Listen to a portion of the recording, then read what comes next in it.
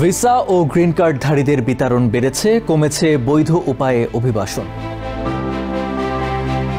America থেকে ফেরত পাঠানো অভিবাসীদের রাখার জন্য ট্রাম্প প্রশাসন বর্তমানে বিভিন্ন দেশের সঙ্গে আলোচনা করছে।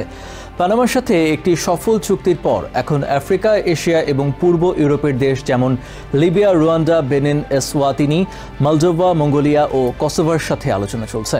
এসব চুক্তি বাস্তবায়নের জন্য আর্থিক বা রাজনৈতিক প্রণোদনা দেওয়া হতে পারে, ওয়াল স্ট্রিট জার্নালের তথ্য। এলিয়েন এনিমিস অ্যাক্টে বিতর্কিত প্রত্যাবাসন। 2025 সালের মার্চে আমেরিকা 1798 সালের এলিয়েন এনিমিস অ্যাক্ট ব্যবহার করে 137 জন ভেনেজুয়েলান অভিবাসীকে এল সালভাদোরের হাই সিকিউরিটি কারাগারে পাঠিয়েছে। অভিযোগ করা হয়েছে তারা ট্রেন ডে আরাগুয়া গ্যাংয়ের সদস্য। এই সিদ্ধান্তকে কেন্দ্র করে আইনি চ্যালেঞ্জ ও জনমনে ব্যাপক প্রতিক্রিয়া তৈরি হয়েছে। অনেকেই প্রশ্ন তুলেছেন, প্রায় 200 বছর পুরনো আইন ব্যবহার করে কিভাবে আদালতের যথাযথ প্রক্রিয়া ছাড়াই এমন ব্যবস্থা নেওয়া হলো। ভেনেজুয়েলার টিপিএস গ্রহীতাদের প্রত্যাবাসন আটকালো আদালত। সান ফ্রান্সিসকোর এক ফেডারেল বিচারক ট্রাম্প প্রশাসনের 350,000 ভেনেজুয়েলান অভিবাসীকে প্রত্যাবাসনের পরিকল্পনাকে অবৈধ ঘোষণা করেছেন। তিনি এই সিদ্ধান্তকে পক্ষপাতমূলক ও অমানবিক উল্লেখ করে এটি সাময়িকভাবে স্থগিত করেছেন। এর ফলে টেম্পোরারি প্রোটেক্টেড স্ট্যাটাস বা টিপিএস গ্রহীতারা আপাতত আমেরিকায় থাকতে পারবেন। অপরাধ না থাকা অভিবাসীদের বিতরণ নিয়ে উদ্বেগ। জনপ্রিয় পডকাস্টার জো রোগান সহ অনেকে অভিযোগ করেছেন, অপরাধমূলক রেকর্ড না থাকা অভিবাসীদেরও অপরাধীদের সাথে একত্রে বিতরণ করা হচ্ছে।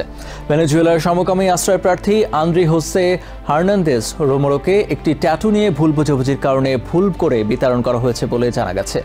কর্মকর্তারা ধারণা করছিল ওই ট্যাটুর সাথে অপরাধী চক্রের সম্পর্ক রয়েছে। ভিসা ও গ্রিন কার্ডধারীদের আটকের হার বেড়েছে। ট্রাম্প প্রশাসনের অধীনে অভিবাসন নীতি কঠোর হওয়ায় বেশ কয়েকজন ভিসা ও গ্রিন কার্ডধারীকে আটক ও বিতাড়িত করা হয়েছে। তুর্কি, ফিলিপিন্স ও সাউথ কোরিয়ার কয়েকজন অভিবাসীর বিরুদ্ধে ব্যবস্থা নেওয়ায় আন্তর্জাতিক মহলে এর নেতিবাচক প্রতিক্রিয়া দেখা দিয়েছে। আমেরিকা নির্দিষ্ট অভিবাসন আবেদন স্থগিত করেছে। ট্রাম্প প্রশাসন লাতিন আমেরিকা ও ইউক্রেন থেকে আগত অভিবাসীদের বিভিন্ন অভিবাসন সুবিধার আবেদন স্থগিত করেছে। এতে টিপিএস, আসালাম, গ্রিন কার্ড সহ বিভিন্ন সুযোগের জন্য আবেদন করা হাজার হাজার অভিবাসী ক্ষতিগ্রস্ত হয়েছে। প্রশাসন বলছে, প্রতারণা ও নিরাপত্তা উদ্বেগের কারণে এই সিদ্ধান্ত নেওয়া হয়েছে। বৈধ উপায়ে অভিবাসনের সুযোগ কমেছে।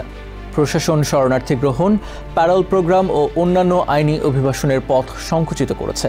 এর ফলে ইউক্রেন, আফগানিস্তান ও হেইতির হাজার হাজার অভিবাসী আটকে পড়েছেন, বিতাড়িত হয়েছেন বা তাদের আবেদন প্রত্যাখ্যাত হয়েছে।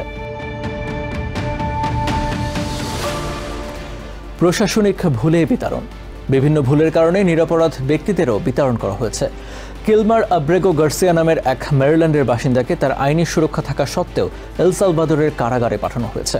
একইভাবে ভেনেজুয়েলার makeup artist Andri Jose Hernandez রোমোরোকে শুধুমাত্র একটি ট্যাটুর কারণে ভুলভাবে বিতরণ করা হয়েছে।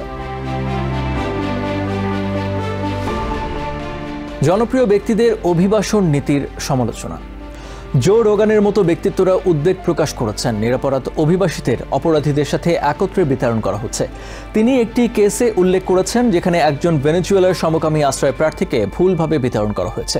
তিনি বলছেন, এ ধরনের ঘটনার পুনরাবৃত্তি রোধ করা দরকার। এসব ঘটনা থেকে আমেরিকার চলমান অভিবাসন নীতির জটিলতা ও চ্যালেঞ্জ সামনে চলে এসেছে। অভিবাসীদের জন্য আইনি ও মানবাধিকার বিষয়গুলোর গুরুত্ব বেড়েছে।